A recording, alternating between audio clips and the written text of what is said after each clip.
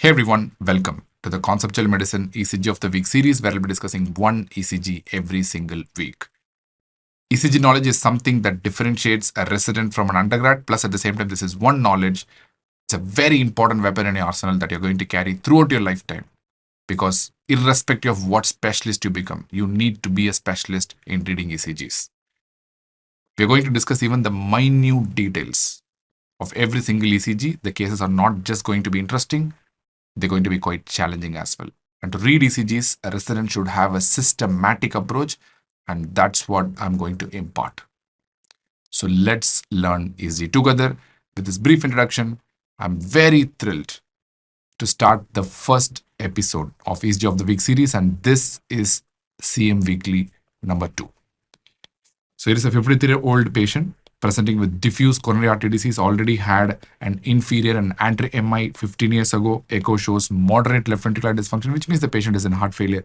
And current medications include digoxin, Lasix, which is nothing but furosemide, and ramipril, which is an AC inhibitor. So what is the systematic approach that you need to solve an ECG? You need to know the rate, rhythm, axis, segments, intervals, waves, and finally write the complete diagnosis. So what's the rate of the ECG? To know the rate, there are multiple methods.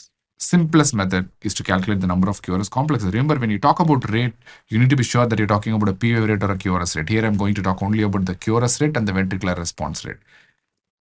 To know that, simply calculate the number of QRS complexes in the rhythm that is shown to the fullest at the lower end usually, and multiply by 6 because the strip duration is totally around 10 seconds in any standard ECG where the paper running speed is 25 mm per second.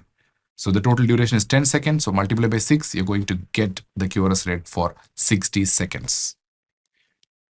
So what is the QRS rate? Let me ignore these two complexes because these two are ventricular premature contractions. Apart from that, if you look at the number of QRS complexes, it's 1, 2, 3, 4, 5, 6, 7, 8, 9, maybe 10. So I can say it's around 9 to 10. So the rate must be somewhere around 54 to 60. It's a slightly lower heart rate. I cannot say very severe bradycardia, but definitely, according to the definitions, there is a slight bit of bradycardia. And what about the rhythm? Look at the rhythm strip. It can be V1 or it can be lead 2. So what is the rhythm? Rhythm looks fairly regular. Just ignore these two ventricular premature complexes. Apart from that, this rhythm looks fairly regular to me. And it's not just enough to say whether the rhythm is regular or not. You need to know whether the rhythm is sinus or not. For that, you have to look at the P wave. In V1, the P waves must be biphasic. The initial positive deflection will be usually due to right atrial component, and the subsequent negative deflection will be usually due to left atrial component. So here the P wave is typically biphasic, and in lead 1 and lead 2, the P wave must be upright and erect. It should be less than 3 mm in width and less than 2.5 mm in height, especially in lead 2. And this P wave qualifies to be called as a sinus P wave. It's coming from the sinus node. So I can say the rhythm is definitely sinus. And what about the axis? We're going to follow something called as quadrant method. According to quadrant method, look at lead 1. It is predominantly positive. Look at the QRS complex in lead AVF. It's predominantly negative. And this can be either a physiological left axis or simply called as normal axis, or it could be a true left axis deviation. To find out that, look at lead 2.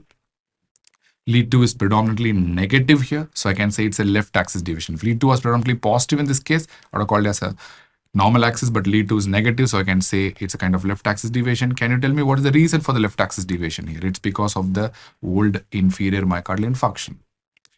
So what is the evidence of old inferior myocardial infarction here? You can see there is Q wave in lead 2, there is Q wave in lead 3, and there is Q wave in lead AVF as well. Q waves in 2, 3 AVF confirms that this patient had a prior inferior MI.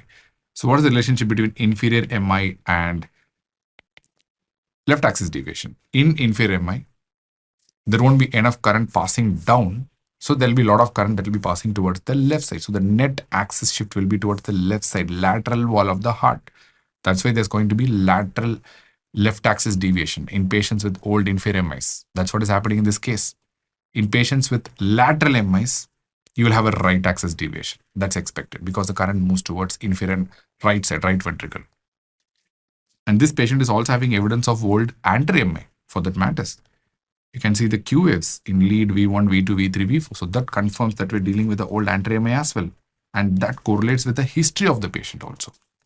ECG is not just a piece of paper. You need to correlate clinically. Very, very important. So this left axis deviation, this patient is due to old inferior MI. Understood. Now going to the segments, there are two segments that are very, very important, right? One is the PR segment and second is the ST segment. So what do you mean by segments? Segments means you should not include any waves in between. It's an isoelectric straight line.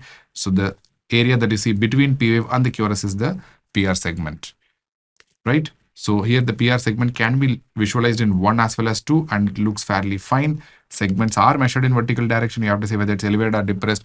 There's no PR segment elevation or depression. What about the ST segment? There are some non-specific STT changes and you can expect that in a patient with old MI and coronary artery disease. You can see the lateral leads like V5, V6 and of course in other lateral leads like 1 and AVL, you can see a bit of non-specific STT changes and that is kind of expected in a patient with old myocardial infarction. That to a double MI like this, definitely expect.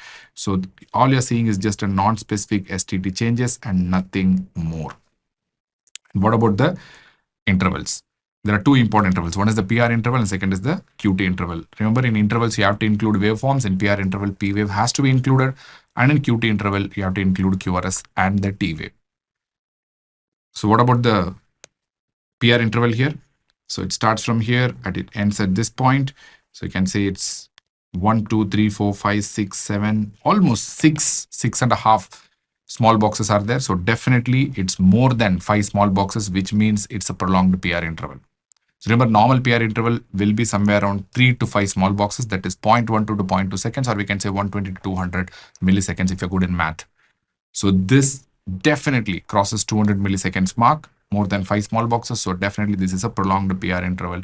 So this patient is having a subtle AV nodal delay and it qualifies to be called as first degree AV block. So there is a prolonged PR interval and there is an element of first degree AV block. And what about the QT interval? QT interval starts from this point and ends at this point. So generally, to say that the patient is having prolonged QT, the usual rule that we follow colloquially in practice is to take the midpoint between the two QRS complexes, two R waves or Q waves or whatever, and see whether this end of the T wave is falling after this midline or before this midline. So if it falls after that midline, usually it's supposed to be a long QT, but we have to confirm with QTC values in the ECG. If it falls before that, it's very likely to be a normal QT, but still we have to confirm with the QTC values that is given by the ECG machine. So this looks like that the patient is having a normal QT interval. Simple. So whenever the QT interval, the crude QT interval is more than half of the RR interval, we can call it as prolonged QT. So PR interval is prolonged, but I can say the QT looks fairly okay to me. But I had to confirm with QTC, that is corrected QT interval.